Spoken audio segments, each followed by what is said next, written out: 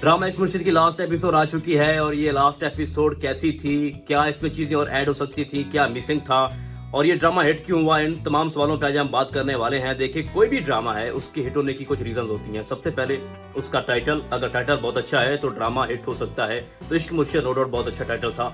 Second number पे आता है कि इस ड्रामे को इसका मेन रोल कौन कर रहा है, तो बिलाल अब्बास, उसकी फैन फॉलोइंग इस ड्रामे को देखेगी। थर्ड नंबर पे दोरे फिशा, उसकी वजह से इस ड्रामे को उसकी फैन फॉलोइंग ने देखा। फोर्थ नंबर पे आता है ड्रामे का ओस्ट। कोई भी ड्रामा उसके हिट होने या उसके ब्लॉकबस्टर होने में उसके ओस्ट का बहुत बड़ा किरदार होता है, तो इसका ओस्ट जो था बहुत बढ़िया था, नो डाउट, इसमें कोई शक नहीं है। पांचवें नंबर पे चीज आती है इस ड्रामे की स्टोरी कैसी थी। तो भाई पहली बात यह है कि जिसकी जो पहली इनिशियली स्टार्टिंग वाली एपिसोड थी 15-16, उसमें बहुत ज्यादा फन था, उसमें मजाक था, वो एंटरटेन कर रहा था हमें ड्रामा। और जब तक फजल बख्श था उस वक्त तक ये ड्रामा बहुत अच्छा जा रहा था और सारे लोग इसलिए इस ड्रामे को देख रहे थे कि आज नहीं तो कल, इस एपिसोड में नहीं तो अगली एपिसोड में फजल बख्श अपनी हकीकत बता देगा। और जब हकीकत बताएगा कि मैं शामिर सिकंदर हूं, तो शिबरा और उसका बाप सुलेमान क्या करेगा, उनका रिएक्शन क्या होगा और फिर दाऊद सिकंदर क्या करेगा। तो ये जो चीजें थी, ये जो सस्पेंस था, इसने इस ड्रामे की बहुत ज्यादा रेटिंग को ऊंचा कर दिया। तो नो डाउट इस ड्रामे की स्टोरी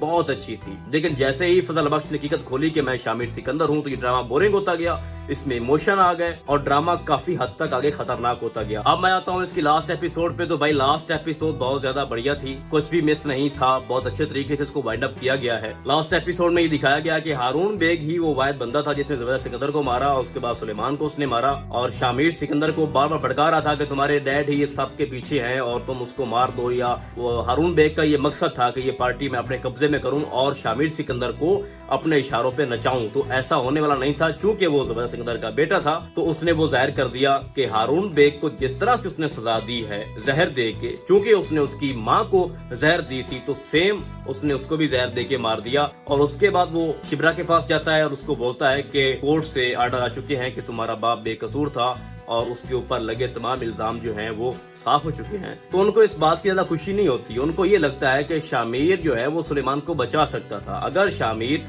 अपने बाप से मिलने जेल में जा सकता है तो अपने ससुर को भी मिल सकता था, उसको बचा सकता था, लेकिन शामिर ने यहाँ पे कोशिश नहीं की। तो यही वजह है कि शिबरा नाराज थी शामिर सिकंदर से। लेकिन उसके बाद जब वो सुनती है कि शामिर ने मेरे बाप के कातिल को मार दिया है, हारून बेग को, तो उसके दिल में एक एहसास पैदा हो जाता है और मोहब्बत जो दोबारा से पैदा हो जाती है। खैर मोहब्बत तो खत्म नहीं हुई थी, नाराजगी थी। तो इस ड्रामे को जिस तरह से वाइंड अप किया गया है कि शामिर ने अपने बाप से कहा है कि मैं तुम्हारे साथ नहीं रहूंगा। ये अलग बात है कि तुमने मेरी माँ को मारा नहीं है, लेकिन उसके मारने की वजह तुम जरूर बने हो। तो मैं ये सियासत छोड़ रहा हूँ, ये आपकी पार्टी भी छोड़ रहा हूँ।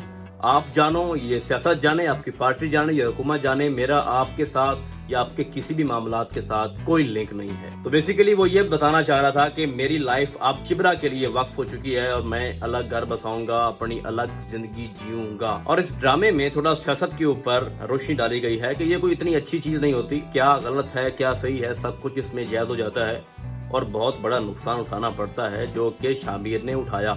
यही रीजन थी कि उसने सियासत छोड़ दी, सब कुछ छोड़ दिया, ताकि अपने बाप को भी छोड़ दिया। तो ये ड्रामा बहुत अच्छा था। इस ड्रामे का पार्ट 2 भी आएगा, क्योंकि जब भी कोई ड्रामा आता है अगर वो हिट हो जाए, ब्लॉकबस्टर हो जाए, तो बहुत ज्यादा चांसेस होते हैं कि उसका पार्ट 2 आए या उसका सीजन 2 आए। तो इसकी लास्ट एपिसोड में जो बहुत बड़ा मुजरिम था हारून बेग, उसकी भी डेथ हो गई। शामिर ने अपने बाप को छोड़ दिया और शिबरा उसके पास वापस आ गई और वो अपनी लाइफ अलग से गुजारना शुरू कर रहे हैं। तो इस ड्रामे की लास्ट एपिसोड बहुत अच्छी थी, बड़े अच्छे तरीके से इसको वाइंड अप किया गया है। तो अब मेरा नहीं ख्याल कि इस ड्रामे में कुछ ऐसा रह गया हो जिस पे बात करना जरूरी हो। तो फिलहाल इस वीडियो में बस इतना ही। हम आपको बहुत जल्द मिलेंगे किसी और ड्रामे के नए रिव्यू में, तब तक के लिए अल्लाह हाफिज।